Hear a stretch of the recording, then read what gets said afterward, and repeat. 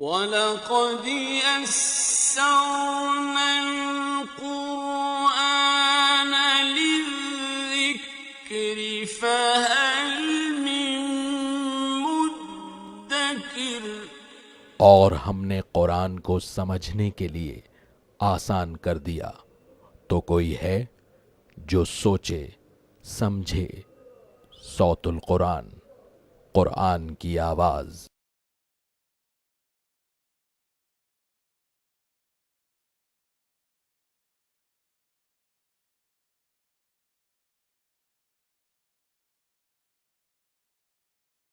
نحمده ونصلي على رسوله الكريم اما بعد فاعوذ بالله من الشيطان الرجيم بسم الله الرحمن الرحيم فلذلك فادع واستقم كما امرت ولا تتبع اهواءهم وقل آمنت بما انزل الله من كتاب وامرت لاعدل بينكم الله ربنا وربكم لنا اعمالنا ولكم اعمالكم لا حجة بيننا وبينكم الله يجمع بيننا واليه المصير صدق اللہ العظیم۔ سورہ الشورى آیت نمبر 15 سے ہم اپنا مطالعہ شروع کر رہے ہیں۔ دوسرا رکوع اس سورہ مبارکہ کا جاری ہے، اس میں اقامت دین کے حوالے سے گفتگو ہو رہی ہے۔ آیت نمبر 13 میں دین کو قائم کرنے کا حکم دیا گیا ہے، اور اب رسول اکرم صلی اللہ علیہ وسلم سے خطاب ہو رہا ہے اسی اقامت دین کے فریضے کے حوالے سے، اور منکرین کا بھی انجام اس رکوع میں بیان کیا گیا ہے۔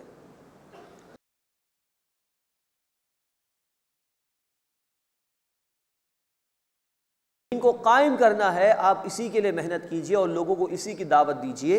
وَاسْتَقِمْ كَمَا أُمِرْتَ، اور جیسے آپ کو حکم دیا گیا ہے آپ اس پر قائم رہیے۔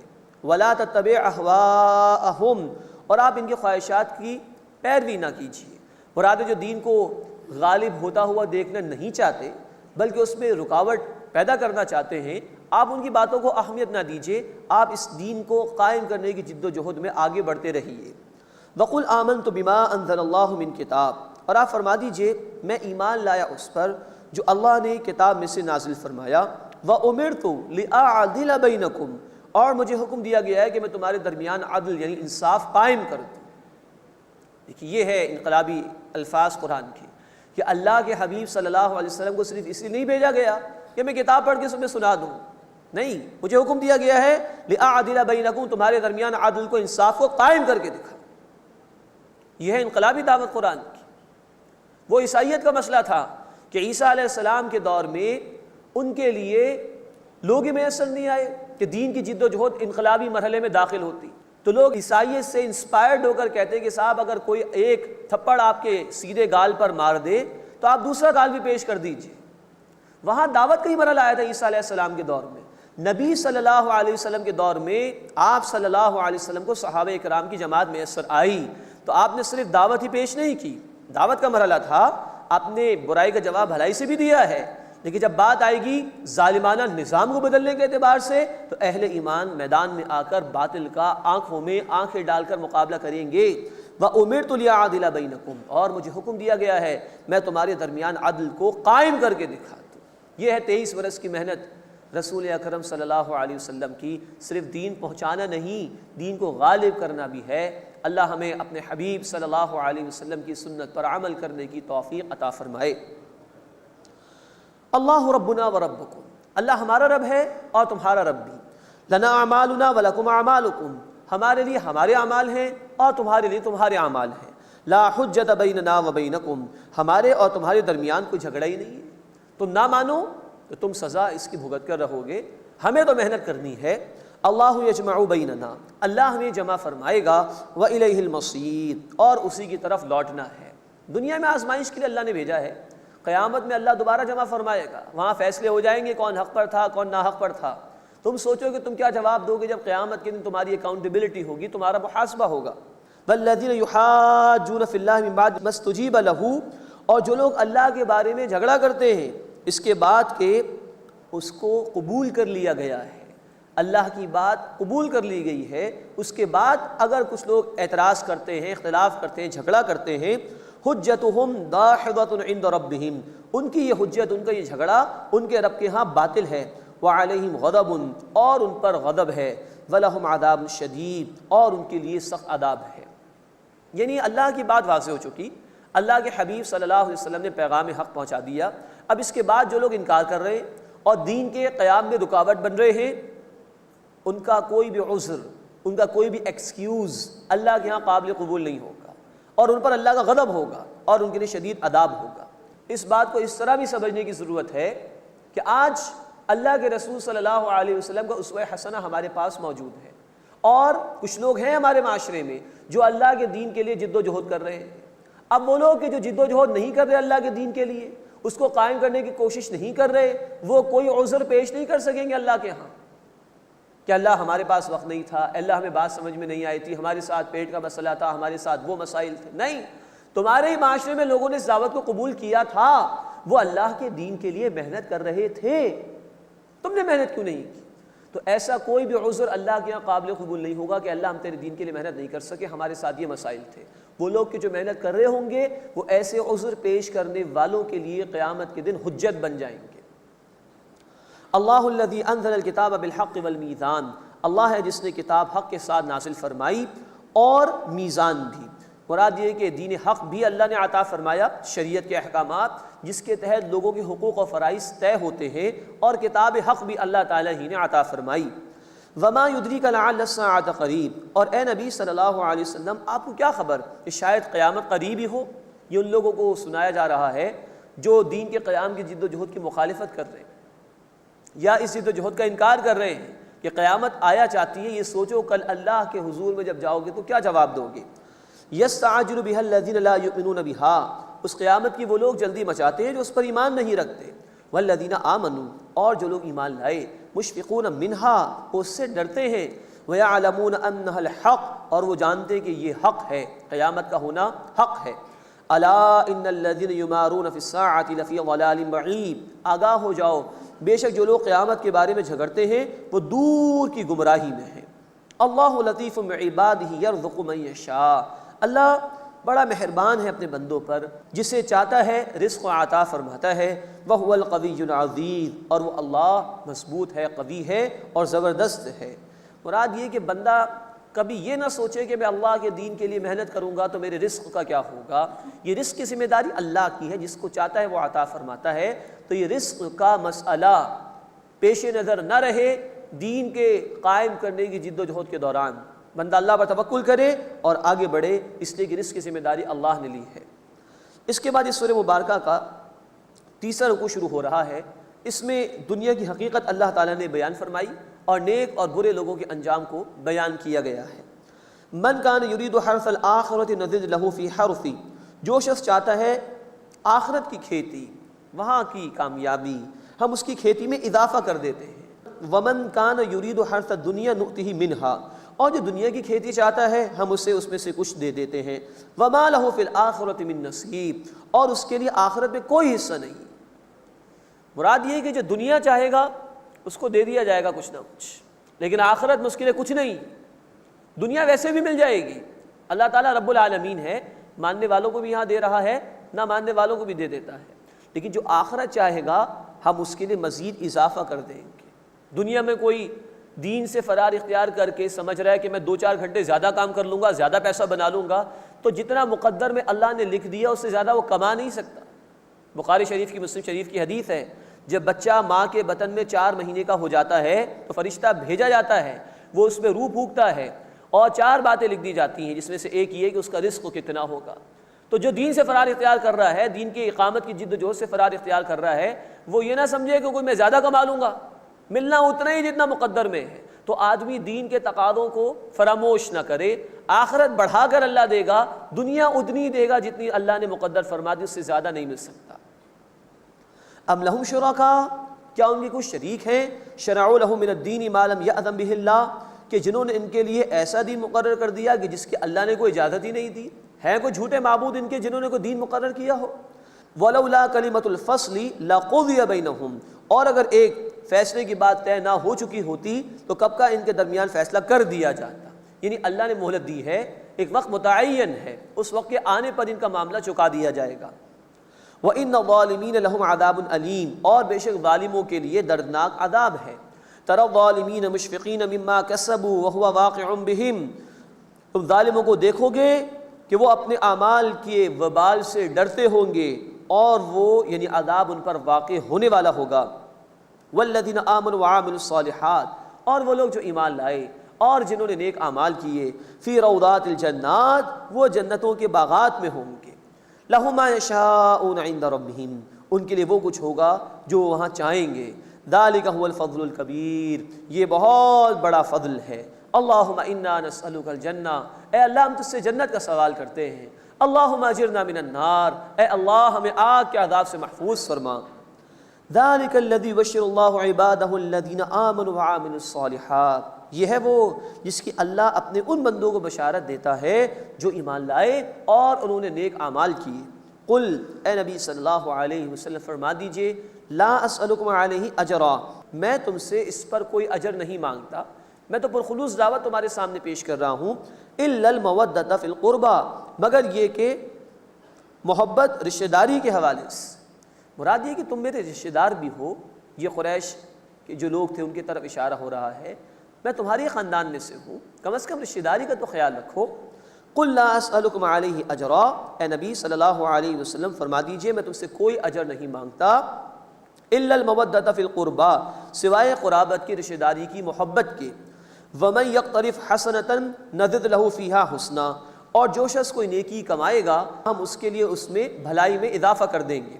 ان اللہ غفور شکور، بے شک اللہ بہت بخشنے والا قدردانی فرمانے والا ہے۔ بندہ ذرا عمل کر لے تو اللہ تعالیٰ اس کی قدردانی فرماتا ہے اور بہت اجر اس کو عطا فرماتا ہے۔ ام یقولون افترى علی اللہ کذبا، جب وہ لوگ کہتے ہیں کہ انہوں نے اللہ پر جھوٹ باندھ دیا ہے، معاذ اللہ، یہ قرآن پر اعتراض کرتے تھے محمد صلی اللہ علیہ وسلم نے جھوٹ پیش کیا ہے، معاذ اللہ۔ فَإِن يَشَإِ اللَّهُ يَخْتِمْ عَلَىٰ قَلْبِكَ، بس اے نبی صلی اللہ علیہ وسلم اگر اللہ چاہے تو آپ کے دل پر مہر لگا دے۔ مراد یہ کہ یہ سراسر اللہ کی طرف سے آپ کو وحی دی گئی ہے، اس پر کلی اختیار اللہ کا ہے، اور یہ دراصل سنایا جا رہا ہے ان مشرکین و مخالفین کو جو کہ نبی صلی اللہ علیہ وسلم پر الزامات لگا رہے تھے۔ وَيَمْحُو اللَّهُ الْبَاطِلَ وَيُحِقُّ الْحَقَّ بِكَلِمَاتِهِ، اور اللہ باطل کو مٹاتا ہے اور حق کو ثابت کرتا ہے اپنے کلمات سے۔ إِنَّهُ عَلِيمٌ بِذَاتِ الصُّدُورِ، بے شک وہ سینوں کے رازوں تک سے واقف ہے۔ وَهُوَ الَّذِي يَقْبَلُ تَوْبَةَ عَنْ عِبَادِهِ، اور وہ اللہ ہے جو اپنے بندوں کی توبہ قبول فرماتا ہے۔ وَيَعْفُو عَنِ السَّيِّئَاتِ، اور برائیوں کو معاف فرماتا ہے۔ وَيَعْلَمُ مَا تَفْعَلُونَ، اور وہ جانتا ہے جو کچھ تم کرتے ہو۔ وَيَسْتَجِيبُ الَّذِينَ آمَنُوا وَعَمِلُوا الصَّالِحَاتِ، اور وہ ان کی دعائیں قبول فرماتا ہے جو ایمان لائے اور جنہوں نے نیک اعمال کیے۔ وَيَزِيدُهُم مِّن فَضْلِهِ، اور ان کو اپنے فضل سے مزید عطا فرماتا ہے۔ وَالْكَافِرُونَ لَهُمْ عَذَابٌ شَدِيدٌ، اور کفر کرنے والوں کے لیے شدید عذاب ہے۔ وَلَوْ بَسَطَ اللَّهُ رِزْقَ لِعِبَادِهِ لَبَغَوْا فِي الْأَرْضِ، اور اگر اللہ بندوں کے لیے رزق کشادہ کر دیتا تو وہ زمین میں سرکشی کرتے۔ وَلَٰكِن يُنَزِّلُ بِقَدَرٍ مَّا يَشَاءُ، لیکن وہ اندازے سے جس قدر چاہتا ہے اتارتا ہے، نازل فرماتا ہے۔ إِنَّهُ بِعِبَادِهِ خَبِيرٌ بَصِيرٌ، بے شک اللہ تعالیٰ اپنے بندوں کو خوب جانتا ہے، خوب دیکھنے والا ہے۔ اب یہ اللہ نے اشارہ کیا اس بات کی طرف کہ اللہ ہی کی مشیت ہے کہ کس کو اللہ زیادہ عطا فرمائے، کس کو اللہ کم عطا فرمائے۔ مال کا ہونا یہ کوئی اللہ کی پسندیدگی کی علامت نہیں۔ بڑے بڑے فرعونوں کو، قارون کو اور حامان کو، ان جیسے لوگوں کو اللہ نے مال عطا کیا لیکن یہ لوگ برباد کر دیے گئے۔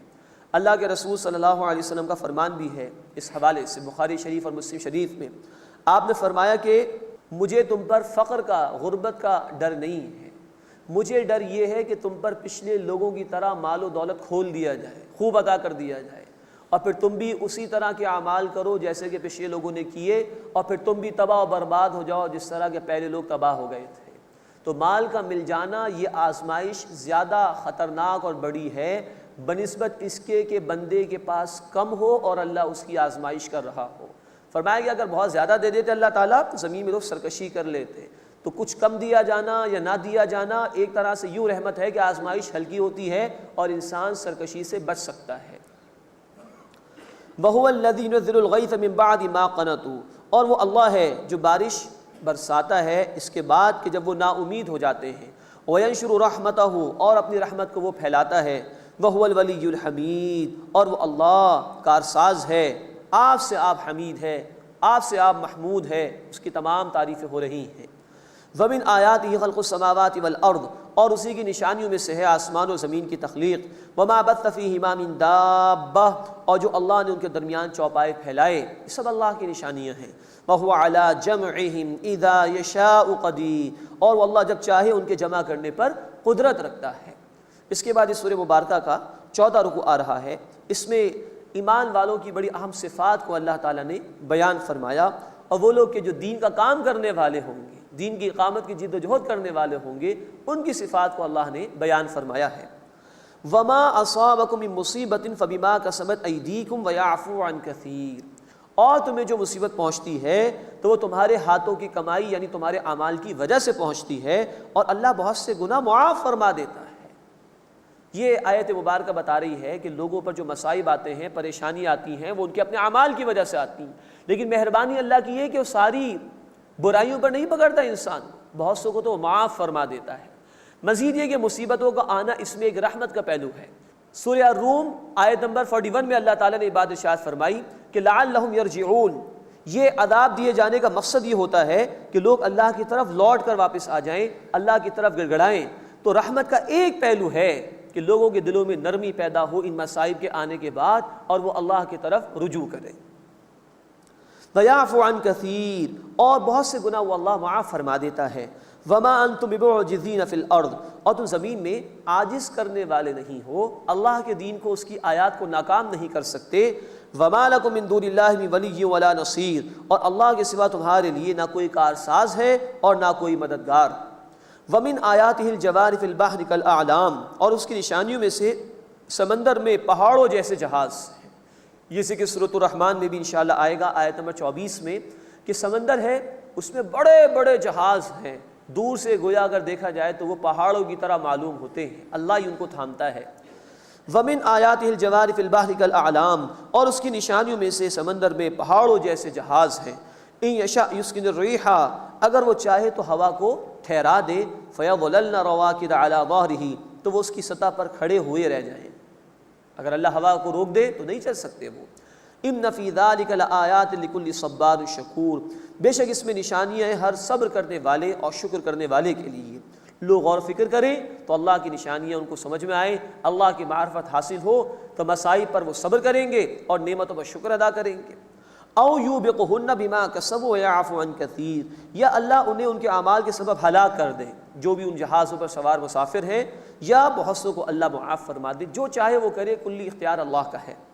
وَيَعْلَمَ الَّذِينَ يُجَادِلُونَ فِي آيَاتِنَا، اور جان لیں وہ لوگ جو ہماری آیات میں جھگڑتے ہیں، مَا لَهُم مِّن مَّحِيصٍ، کہ ان کے لیے کوئی جائے فرار نہیں ہے، وہ بچیں گے نہیں اللہ کے عذاب سے۔ اب بڑی خوبصورت صفات ہیں جو اللہ تعالیٰ نے اس مقام پر بیان فرمائی ہیں۔ 9 صفات آئی ہیں اس مقام پر ان لوگوں کی جو ایمان والے ہیں اور جو اللہ کے راستے میں محنت کرتے ہیں اور اللہ کے دین کو قائم کرنے کے لیے جد و جہد کرتے ہیں۔ فَمَا أُوتِيتُم مِّن شَيْءٍ فَمَتَاعُ الْحَيَاةِ الدُّنْيَا، بس جو کوئی تمہیں شے دی گئی ہے تو وہ دنیا کی زندگی کا سامان ہے۔ وَمَا عِندَ اللَّهِ خَيْرٌ وَأَبْقَىٰ، اور جو اللہ کے پاس ہے وہ بہتر ہے اور ہمیشہ باقی رہنے والا ہے۔ لِلَّذِينَ آمَنُوا، ان لوگوں کے لیے جو ایمان لائے، وَعَلَىٰ رَبِّهِمْ يَتَوَكَّلُونَ، اور وہ اپنے رب پر بھروسہ کرتے ہیں۔ 2 باتیں آئی ہیں کہ دنیا کی زندگی عارضی ہے، جس کو بھی دین کی محنت کرنی ہے دنیا کی محبت کو دل سے نکالنا ہوگا۔ دنیا کی محبت کے ساتھ دین کا کام نہیں ہو سکتا، اور یہ دین کا کام فرض ہے، اس کے بغیر نجات ممکن نہیں، تو دنیا کی محبت دل سے نکالنی ہوگی۔ دنیا ضرورت ہے، مقصد نہیں۔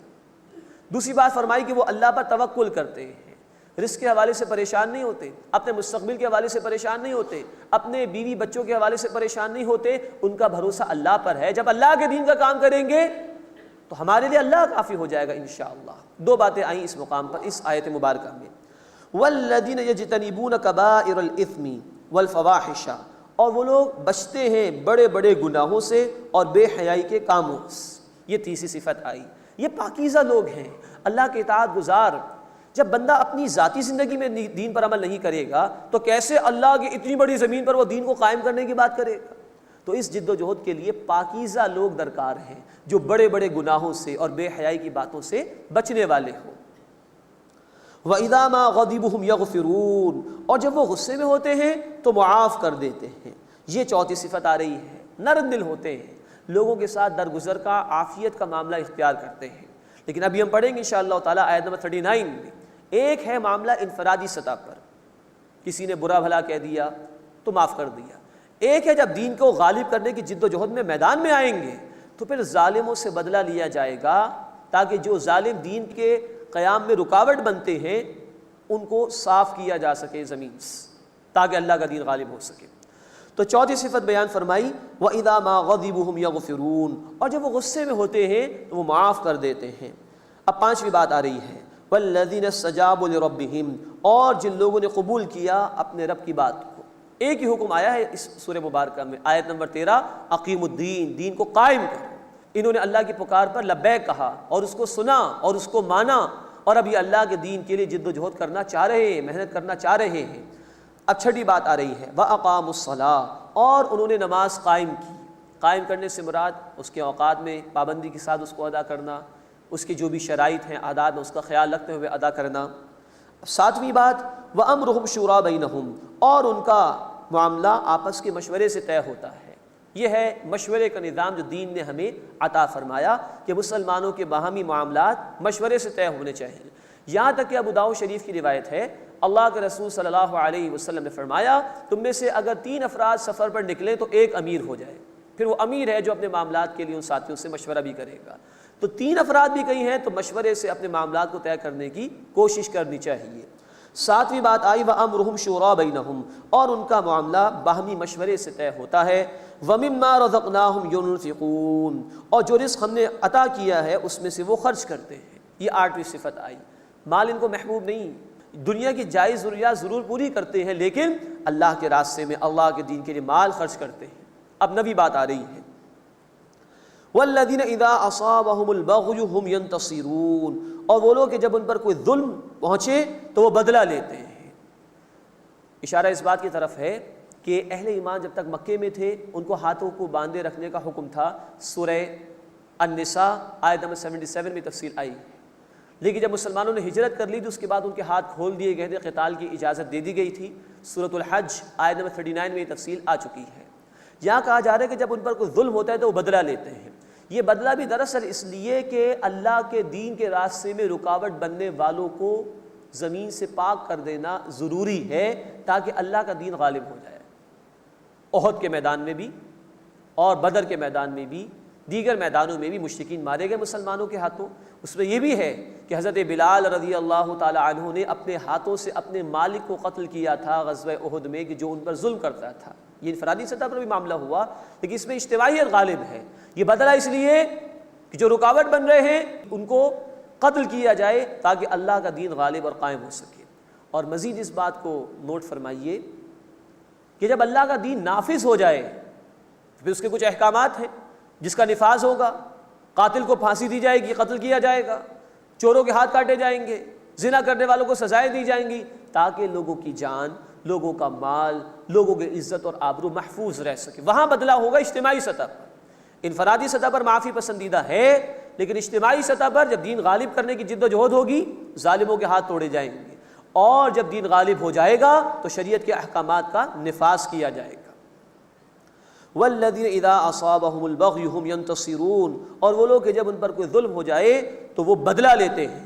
وَجَزَاءُ سَيِّئَةٍ سَيِّئَةٌ مِثْلُهَا، اور برائی کا بدلہ ویسی ہی برائی ہے. یہ انقلابی آیت ہے قرآن کی. سورہ حامیم السجدہ میں ہم نے پڑھا تھا آیت نمبر 34 میں برائی کا جواب بھلائی سے دو. یہاں کہا جا رہا ہے برائی کا جواب ویسی برائی ہوگی، مراد بدلہ لیا جائے گا. سورہ حامیم السجدہ آیت نمبر 34 میں دعوت کے مرحلے کا ذکر ہے. جب دعوت پیش کی جائے گی تو سب کچھ برداشت کرنا ہے، جیسے مکے کے 13 برس تک صحابہ کرام رضی اللہ تعالی عنہم اجمعین نے برداشت کیا.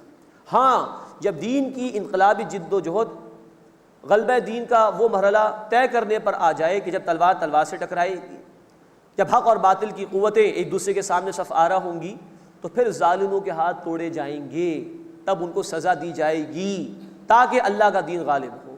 تو دعوت کے مرحلے میں برائی کا جواب بھلائی سے دو، لیکن اقامت دین کے مرحلے میں سزا دی جائے گی ظالموں کو. وَجَزَاءُ سَيِّئَةٍ سَيِّئَةٌ مِثْلُهَا، اور برائی کا بدلہ اس جیسی ہی برائی ہے، سزا دی جائے گی. فَمَنْ عَفَا وَأَصْلَحَ فَأَجْرُهُ عَلَى اللَّهِ، سو جس نے معاف کر دیا اور اصلاح کر لی تو اس کا اجر اللہ کے ذمے ہے. انفرادی سطح پر پسندیدہ ہے، معاف کر دو، تو اللہ تعالیٰ کے ہاں اجر تمہارا محفوظ ہوگا۔ انہ لا یحب الظالمین، بے شک وہ ظالمین کو پسند نہیں فرماتا۔ وَلَمَنِ انتصر بعد ظلمہ، اور جس نے بدلہ لیا اپنے اوپر ظلم ہونے کے بعد، فَأُولَٰئِکَ مَا عَلَیْہِم مِّن سَبِیل، تو یہ وہ لوگ ہیں کہ جن پر کوئی الزام نہیں ہے۔ یہ صحابہ کرام رضی اللہ تعالیٰ عنہم اجمعین کی دلجوئی بھی ہو رہی ہے کہ مکے پر ان صحابہ پر بڑا ظلم و ستم ہوا، اب اگر ان کے ہاتھ کھول دیے جائیں گے، ہجرت کے سفر کے دوران قتال کی اجازت دے دی جائے گی تو کوئی حرج کی بات نہیں، جس پر ظلم ہوا وہ بدلہ لے سکتا ہے۔ انما السبیل علی الذین یظلمون الناس، بے شک الزام تو ان لوگوں پر ہے جو لوگوں پر ظلم کرتے ہیں، وَيَبْغُونَ فِي الْأَرْضِ بِغَيْرِ الْحَقِّ، اور زمین میں ناحق فساد مچاتے ہیں۔ اولئک لہم عذاب علیم، یہ وہ لوگ ہیں جن کے لیے دردناک عذاب ہے۔ یعنی وہ ظالم اور جابر لوگ جو انسانوں کو غلام بنا کر رکھتے ہیں اور ان کی محنت کی کمائی کو نچوڑ کے ان کے وجود سے گویا کہ لے لیتے ہیں اور اپنا غلام بنا کر ان پر جو ہے وہ حکومت کرتے ہیں، ایسے ظالموں پر الزام ہے، ایسے ظالموں کے ہاتھ توڑے جائیں گے۔ یہ ہے قرآن کی انقلابی دعوت۔ قرآن اس لیے نہیں آیا کہ مساجد کے اندر بیٹھ کر اللہ کا ذکر کر لیا جائے بس، یا درس قرآن کی محافل سجا لی جائیں، یا قرآن کا ترجمہ کہیں فقط بیان کر دیا جائے، یا بڑی عمدگی کے ساتھ قرآن کو جو پرنٹ کر کے ڈسٹریبیوٹ کر دیا جائے۔ صرف اس لیے قرآن نہیں ہے، یہ قرآن کی انقلابی آیتیں ہیں، یہ دنیا سے ظالمانہ نظام کو ختم کرنے کے لیے آیا ہے، اور ظالموں کے ہاتھ توڑے جائیں گے، یہ قرآن کا حکم ہے۔ یہ ہے انقلابی دعوت قرآن حکیم کی۔ بدقسمتی سے آج ہم نے قرآن حکیم کو بہت ہی چھوٹی چیز سمجھا، لوگ بس ثواب حاصل کرنا چاہتے ہیں، ملتا ہے اس میں کوئی شک نہیں، یا بھی تعویذ گنڈے لوگوں نے شروع کر رکھے ہیں، اس کے سوا قرآن کو کھولنے کو تیار نہیں۔ اللہ کے رسول نے کھولا قرآن، اللہ کے رسول نے سمجھایا، اللہ کے رسول صلی اللہ علیہ وسلم نے اس کی بنیاد پر ایک سوسائٹی قائم کر کے دکھائی، دین حق کو غالب کر کے دکھایا۔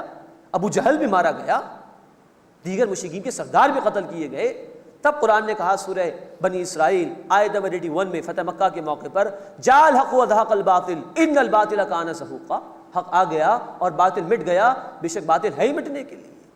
تو یہ ہے قرآن کی انقلابی دعوت۔ جو مظلوم ہیں ان کو تو بدلہ لینے کی اجازت دی گئی، اور اسلام اس کی اجازت دیتا ہے ہمیں، اور اس معنی میں کہ اللہ کے دین حق کو غالب کر لو تو انصاف میں اثر آ جائے گا، ظلم ختم ہو جائے گا۔ اللہ نے رسولوں کو بھیجا اسی لیے۔ سورۃ الحدید آیت نمبر 25، لقد ارسلنا رسلنا بالبینات وانزلنا معهم الکتاب والمیزان لیقوم الناس بالقسط، ہم نے رسولوں کو بھیجا، ہم نے کتابیں نازل فرمائی، ہم نے میزان شریعت ان کو عطا فرمائی تاکہ انسانیت قسط پر، جسٹس پر قائم ہو جائے۔ اللہ کے رسول صلی اللہ علیہ وسلم نے اس جد و جہد کے دوران غزوہ احزاب کے موقع پر 4 نمازیں قضا کی تھیں، 4 نمازیں قضا کی تھیں۔ اسلام میں نماز ہے، نماز کل اسلام یہ دین نہیں ہے، اس کی اپنی اہمیت ہے، لیکن یہ انقلابی دعوت ہے کہ ظالموں پر الزام ہے جو لوگوں پر ظلم کرتے ہیں، ان سے لوگوں کا حق دلوانے کے لیے اور انسانیت کو ظلم سے نجات دلانے کے لیے ہمارا دین کو قائم کرنے کا حکم دیتا ہے۔ اللہ ہمیں ان باتوں کی سمجھ عطا فرمائے اور اپنے دین کے غالب کرنے کی جد و جہد میں ہمیں شریک ہونے کی توفیق عطا فرمائے۔ انما السبیل علی الذین یظلمون الناس، بے شک الزام ان لوگوں پر ہے جو لوگوں پر ظلم کرتے ہیں، وَيَبْغُونَ فِي الْأَرْضِ بِغَيْرِ الْحَقِّ، اور زمین میں ناحق فساد مچاتے ہیں۔ اولئک لہم عذاب علیم، یہ وہ لوگ ہیں جن کے لیے دردناک عذاب ہے۔ وَلَمَنْ صَبَرَ، اور جس نے صبر کیا، وَغَفَرَ، اور معاف کر دیا، إِنَّ ذَلِكَ لَمِنْ عَزْمِ الْأُمُورِ، تو بے شک یہ بڑی ہمت کے کاموں میں سے ہے۔ معافی پسندیدہ ہے، لیکن جہاں اجتماعیت کا مسئلہ آئے گا وہاں اقامت دین کی جد و جہد کے دوران ظالموں سے حساب لیا جائے گا، اور جہاں دین غالب ہو چکا وہاں اس کے احکامات کے نفاذ کی کوشش کی جائے گی تاکہ لوگوں کی جان، ان کا مال اور ان کی آبرو محفوظ رہ سکے۔ اس کے بعد اس سورہ مبارکہ کا 5واں اور آخری رکوع آ رہا ہے۔ اس میں نافرمانوں کا انجام بیان کیا گیا ہے اور دعوت قبول کرنے کا حکم ہے، اور وحی کے حوالے سے بھی اللہ تعالیٰ نے گفتگو ارشاد فرمائی ہے، اور یہ بھی بتایا کہ اولاد دینا یہ کلیتاً اللہ کا اختیار ہے، جس کو چاہے گا عطا فرمائے گا، جس کو چاہے گا نہیں دے گا۔ وَمَن يُضْلِلِ اللَّهُ فَمَا لَهُ مِن وَلِيٍّ مِّن بَعْدِهِ، اور جس کو اللہ گمراہ فرما دے اس کے لیے اس اللہ کے بعد کوئی کارساز نہیں ہے۔ وَتَرَى الظَّالِمِينَ لَمَّا رَأَوُا الْعَذَابَ يَقُولُونَ، اور تم ظالموں کو دیکھو گے جب وہ عذاب کو دیکھیں گے تو کہیں گے حل الی مرد من سبیل، کیا کوئی بچ نکلنے کا راستہ ہے، کوئی بچت ممکن ہے؟ وَتَرَاهُمْ يُعْرَضُونَ عَلَيْهَا خَاشِعِينَ مِنَ الذُّلِّ، اور تم دیکھو گے جب وہ عاجزی کرتے ہوئے ذلت کے ساتھ دوزخ پر پیش کیے جائیں گے، يَنظُرُونَ مِن طَرْفٍ خَفِيٍّ، وہ دیکھتے ہوں گے چھپی چھپی نگاہ سے، لیکن اس دن ندامت کا کوئی فائدہ نہیں۔ وقال الذين آمنوا، اور کہیں گے وہ لوگ جو ایمان لائے، ان الخاسرین الذين خسروا انفسهم واهلهم يوم القیامہ، بے شک خسارہ پانے والے تو وہ ہیں جنہوں نے خسارے میں ڈالا اپنے آپ کو اور اپنے گھر والوں کو قیامت کے دن۔ الا، آگاہ ہو جاؤ، ان الظالمین فی عذاب مقیم، بے شک ظالم ہمیشہ رہنے والے عذاب میں ہوں گے۔ یہاں قرآن نے کہا کہ سب سے بڑا خسارہ اٹھانے والے وہ ہیں جنہوں نے اپنے آپ کو اور اپنے گھر والوں کو بھی خسارے میں ڈالا۔ یہی مضمون انہی الفاظ میں سورہ الزمر آیت نمبر 15 میں بھی آ چکا ہے۔ انسان کو سوچنا چاہیے کہ وہ کس راستے پر چل رہا ہے اور اس کے گھر والے بھی کس راستے پر چل رہے ہیں۔ گھر میں کیا دیکھا جا رہا ہے، کیا پڑھا جا رہا ہے، کیا سنا جا رہا ہے، گھر میں کیا ہو رہا ہے اور کیا ہونا چاہیے، کیا پڑھنا چاہیے، کیا سننا چاہیے، کیا دیکھنا چاہیے۔ انسان کو دیکھنا چاہیے، اسی کے ہر شخص ذمہ دار ہے۔ بخاری کی حدیث، اللہ کے رسول صلی اللہ علیہ وسلم نے فرمایا، کلکم راعٍ وکلکم مسئول عن رعیتہ، تم میں سے ہر ایک نگہبان ہے اور اس کی رعیت میں اس کے نیچے جو لوگ بھی ہوں گے ان کے متعلق اس سے سوال ہوگا۔ قرآن نے ہمیں کہا سورہ التحریم آیت نمبر 6 میں، یا ایھا الذین آمنوا قوا انفسکم واہلکم نارا، اے وہ لوگو جو ایمان لائے ہو، اپنے آپ کو اور اپنے گھر والوں کو جہنم کی آگ سے بچاؤ۔ اللہ ہمیں خود بھی نیک بننے کی توفیق عطا فرمائے اور گھر والوں کو بھی نیکی کی ہدایت دینے کی توفیق عطا فرمائے۔ اللہ ہمیں خود بدی سے بچنے کی توفیق عطا فرمائے اور ہمیں اپنے گھر والوں کو بھی بدی سے بچانے کی توفیق عطا فرمائے۔ الا ان الظالمین فی عذاب مقیم، آگاہ ہو جاؤ کہ بے شک ظالم ہمیشہ کے عذاب میں رہنے والے ہوں گے۔ وما کان لهم من اولیاء ینصرونهم من دون اللہ، اور ان کے لیے نہیں ہے کوئی حمایتی جو انہیں اللہ کے مقابلے میں مدد دے سکیں۔ ومن یضلل اللہ فما له من سبیل، اور جس کو اللہ گمراہ فرما دے اس کے لیے کوئی راستہ نہیں ہے، کہیں سے اس کو ہدایت نہیں ملے گی۔ استجیبوا لربکم، اپنے رب کی بات مانو، اپنے رب کے حکم کو قبول کرو۔ من قبل ان یاتی یوم لا مرد له من اللہ، اس سے پہلے کہ وہ دن آ جائے کہ جس کو اللہ کی جانب سے کوئی پھیرنے والا نہیں ہے۔ اس صورت میں ایک ہی حکم آیا اللہ کا، سورہ الشورى کی آیت نمبر 13 میں، اقیم الدین، اللہ کے دین کو قائم کرو۔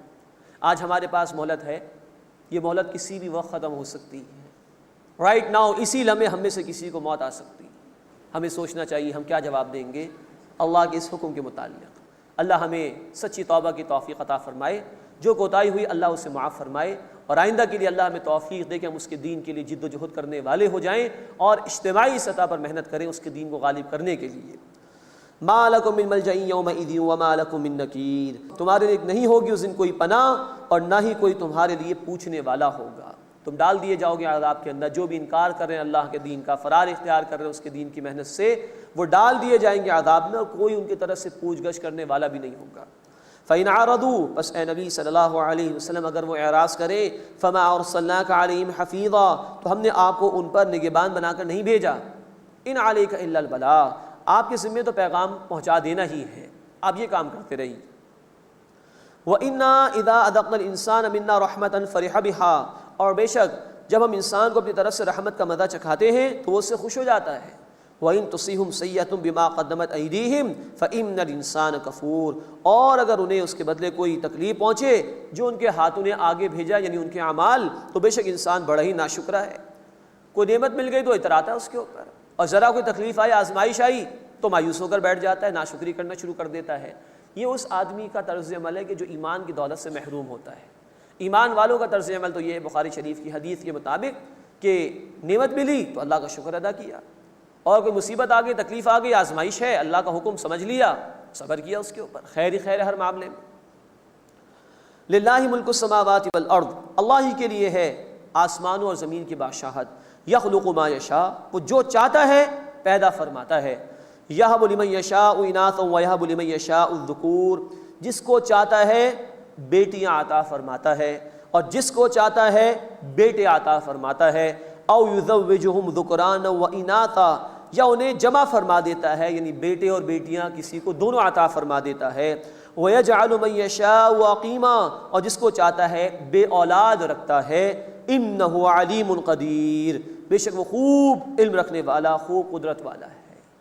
یہ اولاد کا معاملہ ایسا ہے کہ دنیا کا بڑے سے بڑا امیر ترین انسان بھی بے بس ہے، اللہ کے عطا کیے بغیر یہ چیز نہیں مل سکتی۔ اور فرمایا کہ جس کو چاہتا ہے بیٹے دیتا ہے، جس کو چاہتا ہے بیٹیاں دیتا ہے، جس کو چاہتا ہے دونوں دیتا ہے، جس کو چاہتا ہے کچھ بھی نہیں دیتا۔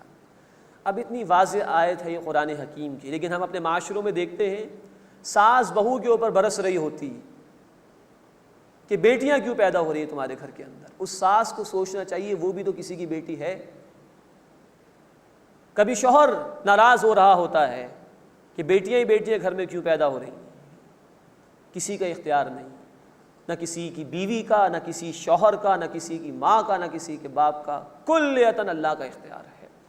تو اللہ جس کو جو عطا فرما دے اسی پر اس کو راضی رہنا چاہیے، یہ اللہ کی مشیت ہے، وہی بہتر جانتا ہے۔ جس کو چاہتا ہے بیٹے دیتا ہے، جس کو چاہتا ہے بیٹیاں دیتا ہے، جس کو چاہتا ہے دونوں دیتا ہے، جس کو چاہتا ہے بے اولاد رکھتا ہے۔ انہ علیم قدیر، بے شک وہ خوب علم رکھنے والا، خوب قدرت والا ہے۔ اب اس کے بعد والی آیت میں وحی کی 3 اقسام بیان کی گئی ہیں۔ وما کان لبشر ان یکلمہ اللہ الا وحیا، اور کسی بشر کے لیے، کسی انسان کے لیے ممکن نہیں کہ اللہ اس سے کلام کرے، الا وحیا، مگر یہ کہ وحی کے ذریعے سے۔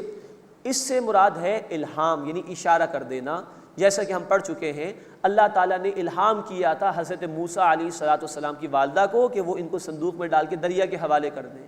یہ غیر نبی کے لیے بھی ہے، اس شخص کے لیے بھی کہ جو نبی نہ ہو، یہ الہام کے معنی میں ہے۔ نمبر 2، او من وراء حجاب، یا پردے کے پیچھے سے، جیسے کہ اللہ تعالیٰ نے کوہ طور پر حضرت موسیٰ علیہ السلام سے کلام فرمایا، یا معراج کے موقع پر اللہ رب العزت نے رسالت مآب صلی اللہ علیہ وسلم سے کلام فرمایا۔ او یرسل رسولا، یا اللہ کوئی فرشتہ بھیجے، فیوحی باذنہ ما یشاء، بس وہ اللہ کے حکم سے جو چاہے وہی کرے، یعنی رسول کے اوپر۔ یہ تیسری صورت وہ ہے کہ جو عام طور پر وحی نبوت کے لیے استعمال ہوئی کہ فرشتے کے ذریعے سے اللہ کا پیغام رسولوں تک آتا تھا۔ یہ فرشتے انسانی صورتوں میں بھی آئے، جیسے کہ ابراہیم علیہ السلام کے پاس، لوط علیہ السلام کے پاس، اور پھر جبریل امین علیہ السلام کا معاملہ ہے کہ وہ وحی لے کر آتے تھے رسولوں کے پاس، اور نبی کریم صلی اللہ علیہ وسلم کے قلب مبارک پر جبریل امین علیہ السلام نے قرآن نازل کیا۔ سورۃ البقرہ آیت نمبر 97 میں اس کی تفصیل آ چکی ہے۔ تو یہ 3 اقسام ہیں وحی کی جس کو اللہ نے یہاں پر بیان فرمایا۔ انہ علی حکیم، بے شک اللہ بہت بلند مرتبے والا، بہت حکمت والا ہے۔ وَكَذَلِكَ أَوْحَيْنَا إِلَيْكَ رُوحًا مِّنْ أَمْرِنَا، اور اسی طرح ہم نے اے نبی صلی اللہ علیہ وسلم آپ کی طرف اپنے حکم سے قرآن کو وحی کیا ہے۔ یہاں الفاظ آئے روحًا مِّنْ أَمْرِنَا، اپنے حکم سے روح آپ کو عطا کی۔ یہاں روح کا لفظ قرآن حکیم کے لیے آیا ہے۔ 3 چیزیں عالم امر سے متعلق ہیں، انسان کی روح، وحی جس کا آخری ایڈیشن قرآن ہے، اور فرشتے، یہ عالم امر سے متعلق ہے۔ تینوں کے لیے قرآن میں روح کا لفظ آتا ہے۔ وَكَذَلِكَ أَوْحَيْنَا إِلَيْكَ رُوحًا مِّنْ أَمْرِنَا، اسی طرح ہم نے اے نبی صلی اللہ علیہ وسلم آپ کی طرف اپنے حکم سے قرآن کو وحی کیا۔ مَا كُنْتَ تَدْرِي مَا الْكِتَابُ وَلَا الْإِيمَانُ، آپ صلی اللہ علیہ وسلم کے علم میں کتاب یعنی احکامات کی تفاصیل نہیں تھی، اور آپ کے علم میں ایمان کی تفاصیل نہیں تھیں۔ وَلَٰكِنْ